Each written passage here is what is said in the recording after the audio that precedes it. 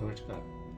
काफ़ी लोग को ऐसा महसूस होता है कि उनके बच्चे की यानी बेटे की जो जेनिटेलिया है या मेल ऑर्गन का साइज़ है वो सही ग्रो नहीं हो रहा है। तो आज हम इस बारे में बात करेंगे कि ये कितनी चिंता की विषय है और कब आपको इसके लिए चिंता करने की ज़रूरत है और कब उसका ट्रीटमेंट सर्च करने की ज़रूरत है, क्योंकि गलत ट्रीटमेंट से बच्चे के पूरे जीवन पे प्रभाव पड़ सकता है, बॉडी की ग्रोथ पे असर आ सकता है और सेक्सुअल ग्रोथ पे भी असर आ सकता है।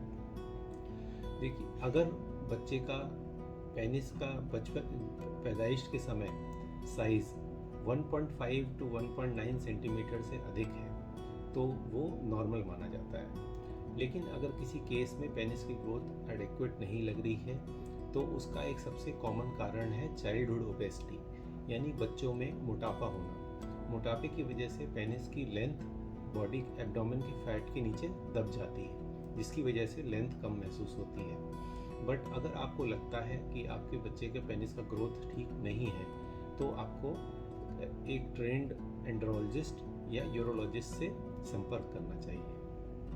वो जांच करके आपको बताएंगे कि क्या एक्चुअली ग्रोथ में कमी है या नहीं है। इसके बाद बात आती है कि क्या कोई टेस्ट करने चाहिए हमें और वो कब करने चाहिए। मोस्टली टेस्ट जो भी है अपने यूरोलॉजिस्ट या एंड्रोलॉजिस्ट की सलाह से ही करने चाहिए।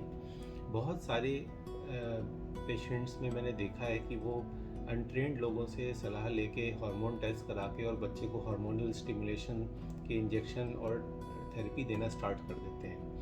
समय से पहले और गलत इंडिकेशन से अगर ये चीज़ें करी जाती हैं तो बच्चे की ओवरऑल ग्रोथ पे बहुत बुरा प्रभाव पड़ सकता है। नॉर्मली पेनिस की ग्रोथ प्यूबर्टी यानी जब बच्चा 10-12 साल का हो जाता है उसके बाद सेकेंड टाइम जब हार्मोन बूस्ट होता है टेस्टोस्टेरोन तो उसकी वजह से बढ़ती है।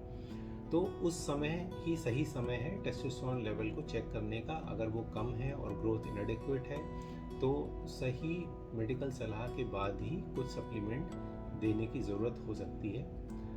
इसके अलावा जिन बच्चों में टेस्टोस्टेरोन का अगर जो लेवल है वो सही नहीं ग्रो हो रहा है जो प्यूबर्टी के बाद में, तो उसकी वजह से जो दूसरे इफ़ेक्ट हैं, एक तो जेनिटेलिया या पेनिस और टेस्टिस का साइज़ एडिक्वेट ग्रो नहीं होता है, तथा मेल कैरेक्टर्स यानी जैसे वॉइस का डीप होना और इसके अलावा बॉडी में हेयर पैटर्न, आर्मपिट में हेयर, बियर्ड के हेयर और जो प्यूबिक एरिया के हेयर है उनकी ग्रोथ में कमी देखी जाती है।